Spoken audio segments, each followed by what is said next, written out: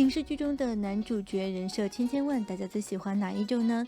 要说当今的影视剧中，比霸道总裁的人设还能让人更上头的，那一定是影视剧中的疯批男主们了。这种疯批美人不仅有着霸道总裁、多金帅气的标配，还兼具了反派角色的心狠手辣，每次出场都是能够直接顶到天灵盖的刺激程度，能够让观众们一边大呼上瘾，另一边大呼快跑。Hello， 宝宝们，咱们又见面了。今天小编就为宝宝们盘点那些影视剧中的疯批人设男主，可爱又迷人的反派角色，直击你的心。Top One，《山河令》中的温客行。要说疯批美人，老温必须上榜。表面上看，温客行是一个吊儿郎当的翩翩公子，风流倜傥，意态温润。初次登场，白衣银冠，张嘴闭嘴都是诗句，毫不惬意。遇到周子舒后，他也虽然温润，但风骚多了些。撩拨戏弄周子舒是他的拿手好戏，但其实他本人并不是温润的那一挂的。一旦触及他所在意的事或者物，他就会立马转换性格，变脸像翻书一样快，也不是没有可能。平时看起来温柔可爱，但面对敌人时又是相当的冷酷，一袭红衣一手血，杀人不眨眼，结果自个儿还是个有洁癖的主，杀完人第一件事情就是洗手。可以一边笑着和你说话，也能够一边掐上你的脖子，实打实的疯批美人。而饰演她的龚俊可以说把这个角色演绎的活灵活现。龚俊本人很贵气，所以他表现的温客行并不是痞骚，而是文骚，并且有着很强的克制感。该了斗时大方的热烈，该认真时他也能够保持分寸。比如他尾随观察周子舒时，月下摇扇，倚窗而坐，表现出了一副一切全在他掌握之中的样子，拿捏住了，又克制就是他的了斗，像是在钓鱼，不直接释放信号，更注重营造暧昧的氛围。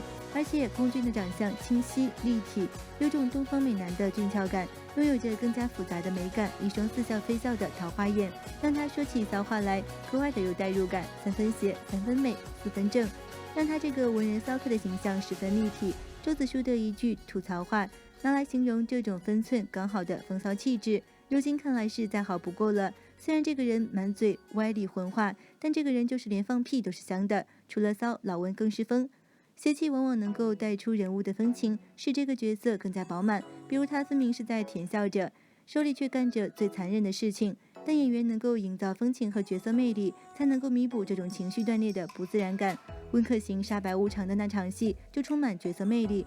龚俊表演重点放在了温客行的心明如镜、运筹帷幄的谋略感上，杀鸡儆猴展现了人物的谋略能力，也立住了鬼谷谷主这个身份。这便让角色不仅仅是为疯而疯，而是有着充分明确的性格主线以及身份特征，把这邪到极端使人不寒而栗的不怒自威感诠释得淋漓尽致。但除了美感，它还有惨，它拥有邪善共存的复杂性和多面性，尤其是在邪气之下的那一份可贵的可爱纯真。面对外人，人狠话不多；面对自己的知己时，就可可爱爱，没有脑袋，亦正亦邪的温客行，你们爱了吗？结尾为救知己一夜白头的他，小编也是忘不了龚俊的疯批美人，真的十分出彩，可以说是无法超越的经典了。Top 2，虎珠夫人中的帝旭。电视剧《虎珠夫人》正在热播中，首播就突破了几个亿的播放量，并且话题不断。小编本来是冲着陈伟霆去的，结果却被疯批帝旭给吸引了。果然，帝旭越疯越喜欢呢。徐开聘饰演的帝旭有着古装美男加痴情疯批的人设，徐开聘从情绪到动作，将帝旭的疯拿捏得很到位，并且贡献了经典语录，无趣有意思，你也配，抓住了发疯文学的精髓。帝旭随时处于发疯边缘，时常上一秒暴怒，下一秒深情，变脸之快令人措手不及。徐开聘凭实力入选发疯天团成员，刚开始帝旭将提篮认作是子簪，试着说服自己接受他，然而随着时间的推移，帝旭很难发自内心的接受提篮。眼前的相似容貌使他愈发的怀念子簪，无法承认子簪已经殒命的事实。他反复无常的行动就体现出了他的矛盾内心，上一秒还和颜悦色对提篮百般照顾，下一秒就雷霆大怒，一把推开提篮让他离开。他视提篮为子簪的替身，虐他没商量。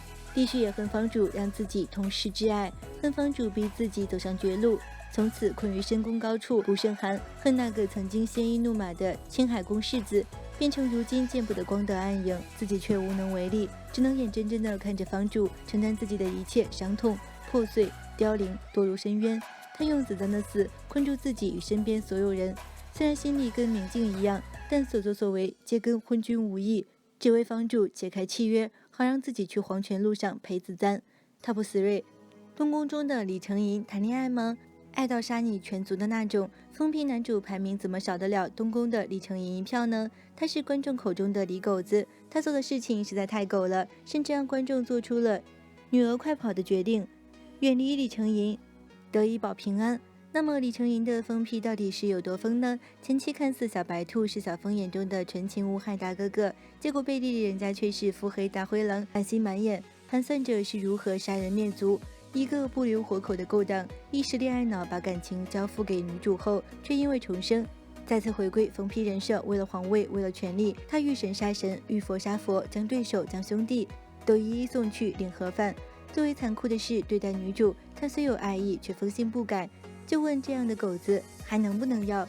而孤独终老则是给予他最好的结局。因为东宫这部小说的书粉有很多，这部剧开拍初期很多人并不看好，李成银心狠手辣又腹黑，很少有演员能够驾驭这个角色。可随着东宫的播出后，大家却对陈星旭真香了，他演出了李成银又酥又渣的性格。在东宫中，李成银一开始就在为太子的目标努力，从他经历来看，这个人物很明显爱江山，要远远的超出爱美人。为了向自己的父亲邀功，他故意接近女主角小峰跟他谈恋爱，真正的目的是为了灭小峰外公的全族。他甚至当着小峰的面亲手杀死了他的外公。当然，这还不是他做过最渣的事情。之后，小峰和李成银跳下忘川崖，忘记了彼此。小峰作为和亲公主，嫁到了李朝，给他做太子妃。他一直嫌弃小峰长得不够好看，故意冷落他。在李成银再爱上小峰后，他又嫉妒小峰嘴里经常念叨的一个名字顾小五。李成银以为这个顾小五是小峰的师傅顾剑，其实顾剑也是李成银的亲表哥，为他做过很多事情。可出于嫉妒的李成银故意设局让小峰因顾剑现身，万箭穿心，刺死了他。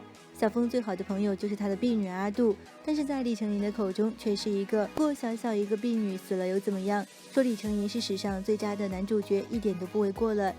他一步步杀死了女主身边所有人。当女主被逼到自杀时，他还有脸说你敢死我就让整个西凉国为你陪葬。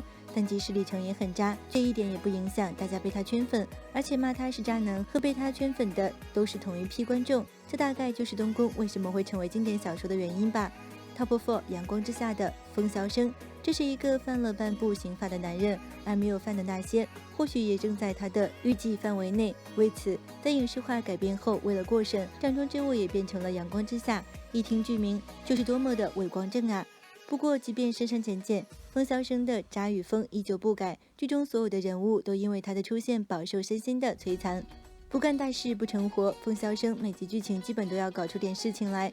为此，在剧集开播时，弹幕中尽是快跑不要靠近他的标语。当然，风萧生渣归渣，坏归坏，一点也不耽误观众对其的上头程度，干的事儿却让人牙痒痒。但是疯批人设又让人难以拒绝。最主要令人难以想象的是，这样一个疯子却十足是一个恋爱脑。自然善恶终有报下，风萧生的下线才足以符合主旋律。不过就连下线时风萧生的那一幕特写都给观众留下了深刻的印象。不得不说一句，彭冠英的演技真的是很绝。阳光之下是一部虐虐又甜甜的剧，彭冠英和蔡文静把风萧生和柯莹诠释得很好，让喜欢原著的小伙伴心满意足。风萧生对柯莹的爱是自私的，同时也是无私的，这是爱情的升华。遇到风萧生这样的男人是柯莹的一场噩梦，他没有想到会有人这样咬着他不放，还慢慢的由恨转爱，将对他的报复变成了独占。风萧生空有一股狠劲儿，却智谋不足，和柯莹斗智斗勇，他注定会输。可是不知从何起，他开始不以输赢为目的了。说起来，连他自己都不敢相信，他的目的只是想永远留住柯莹。在他们举行婚礼那一天，小五带着警察来逮捕风萧生了。风萧生被逼上了绝路，他却不肯对柯莹放手，想带着柯莹一起亡命天涯。这一切都是他一厢情愿。可是，在最后的关头，柯莹居然跳下海，不知是柯莹自己跳下的，还是风萧生不忍带着他一起而推他的。就这样，风萧生一个人赴死了。风萧生的爱是扭曲的，他常常以威胁以手段让柯莹屈服，这种爱是不可能长久的。他明明知道柯莹留在他身边是一件很危险的事情，但他就是没有办法放开他，直到柯莹一步步找到证据，将他推上了绝路。这4位疯批美人真的是十分狠了，可以杀人不眨眼，可以诛人诛心，可以祸国殃民，可以无视法律，真的是各有各的狠。可是还是怎么都让人讨厌不起来。不怕反派坏，就怕反派帅。你们爱了吗？本期内容就分享到这里，欢迎宝宝们来评论区一起留言讨论。喜欢本期内容的可以点击关注，咱们下期再见哦。